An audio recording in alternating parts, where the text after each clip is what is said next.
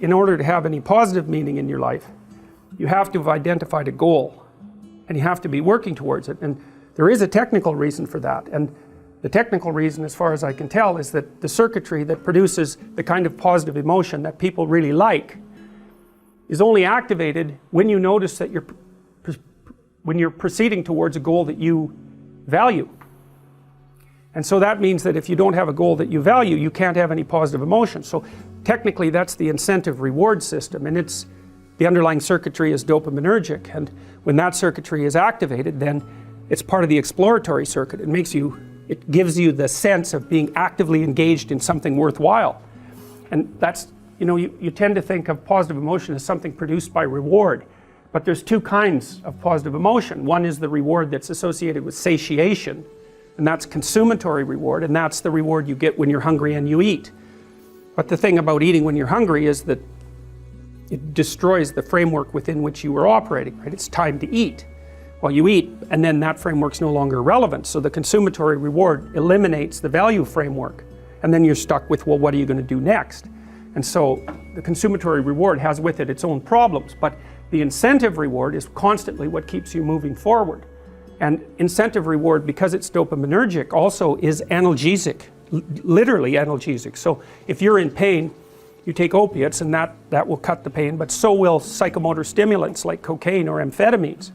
And so it's literally the case that if you're engaged in something that's engaging and you're working towards a goal, that you're going to feel less pain. And you can see this happening with athletes who, they'll break their thumb or something, or maybe sometimes even their ankle, and they'll keep playing the game. Of course, afterwards they're suffering like mad, but the fact that they're so filled with goal-directed enthusiasm means that, well, the pain systems are in some sense shut off. So that's an interesting thing, because what it suggests, then you could imagine, I might say, well, how happy are you that you've made a certain amount of progress? And if you think about it, what you'd say is, well, it depends on how much progress and in relationship to what. So hypothetically, you're going to be happier if you've made quite a bit of progress towards a really important goal. And then you have to think through what it means for a goal to be really important, because that's not obvious. Now, you could say, you're in this class and you're listening to some information, and maybe there's two reasons for that. You might find the information interesting per se, but let's forget about that for a minute. You need to listen to the information so that you can do well on the assignments, so that you can do well in the class. You need to do well in your classes so that you can finish up your degree. You need to finish up your degree so that you can find your place in the world.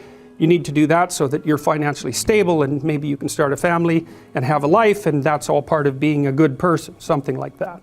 And so that's a hierarchy of goals, and you might say that being a good person would be the thing, however vaguely thought through, that's at the top of that hierarchy.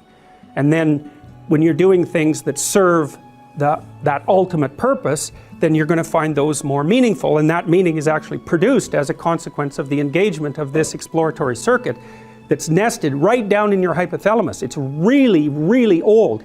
It's as old as thirst, and it's as old as hunger. It's really an old system. And so you want to have that thing activated.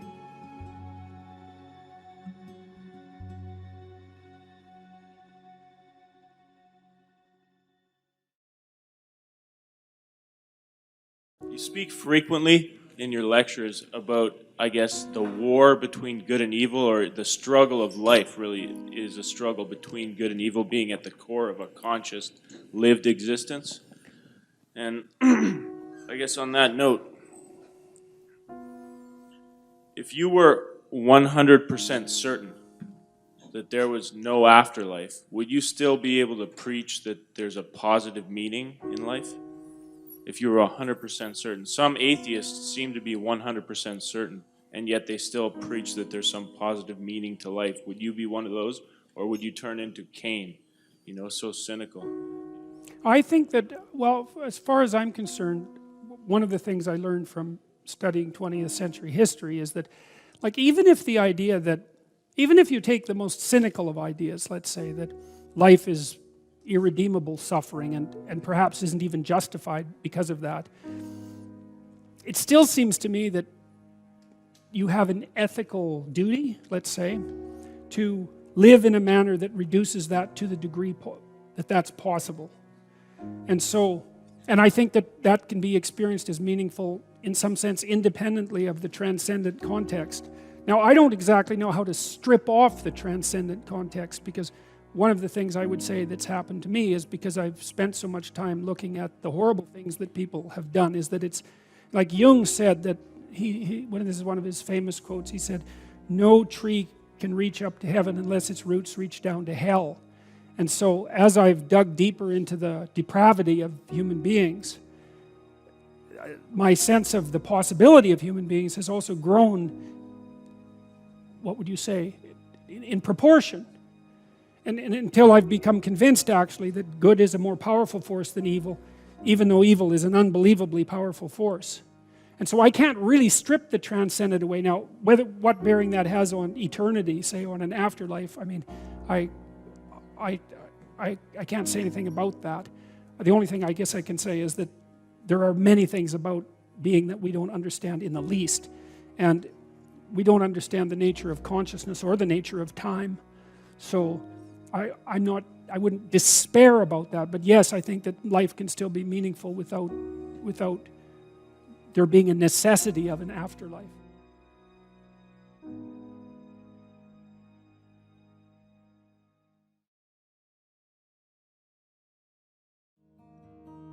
So I might say, well, why are you going to university?